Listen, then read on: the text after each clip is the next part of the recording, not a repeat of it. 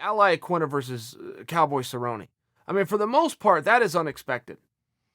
Cowboy was in line to fight Conor McGregor. Cowboy had made the announcement himself that he was going to fight Conor McGregor. Conor was responding. He was going to fight Cowboy. All of a sudden, who knows what happened with Conor? He's just out, booked with nobody. Donald put into a main event with Al. And as you break that fight down, I mean, that can really change some of the storylines for that division.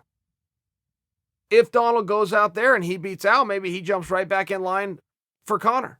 Would make a lot of sense. Conor needs to fight somebody. The titles are all tied up in that division. So it's got to be some big fight. Okay, great. That makes a level of sense, but you're just going to slide Al? One of these guys is qualifying for a really big fight.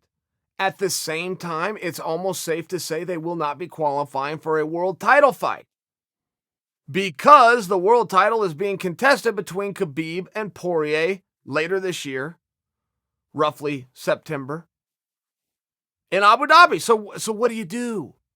You got to reward these guys somewhere. Now, I think they're getting rewarded anyway. I mean, look, the fact that they're fighting in a main event and the card's named after them, I'm not acting as though these guys are being slighted, but something very special is going to happen for one of them. And the question does become who and what's it going to be? Where do you go? It seems as though the Conor sweepstakes is a very real thing. But it also seems as though Tony Ferguson's going to have to be getting a big match too. I mean, something is going to have to end. By the way, Tony Ferguson just announces that he left Paradigm Management. And this made a little bigger news than I thought maybe was worthy of making. I mean, so what? A guy left management company. But the reason this was interesting is, Ferguson has had his problems with Conor McGregor, right? He's been calling him out and wanting that opportunity, and they're both managed by Paradigm. So it is believed, whether accurately or not, it is believed that one of the larger reasons why Tony Ferguson left Paradigm is because he's trying to get a fight with Conor. I'm not certain what the two have to do with one another. I know Ali Abdelaziz manages multiple guys, and he'll put them in the ring with one another. And I think that Adi would too. But there was something somewhere where Ferguson felt that his opportunities were being taken away from him and handed to Conor, whether that's accurate or not. He came on this very podcast about a year ago and told us that. Say, man, I got a real problem here. It's a real conflict of interest. I do think that that's largely being misreported. I don't think just because Tony left Paradigm means that Tony and Conor is coming up. I think that that's wishful thinking. However,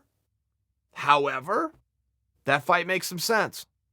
And that's a big fight that people want to see. And you got to do something with these guys. It's really tough when you have a world title caliber guy like Conor, when you have a world title caliber guy like Tony. Throw Cowboy into that mix too. But the world title is already booked. It's already booked and can be contested later in the year. It does come down to, well, who's going to fight? And what's the reward? And what's the goal? What's the payoff? And it would seem to me that between those four guys, I think that the winner of Al versus Donald is likely to draw right in to either Conor or Tony Ferguson, which I think is very exciting when you start looking at it and start looking where that division is going to go for the balance of 2019.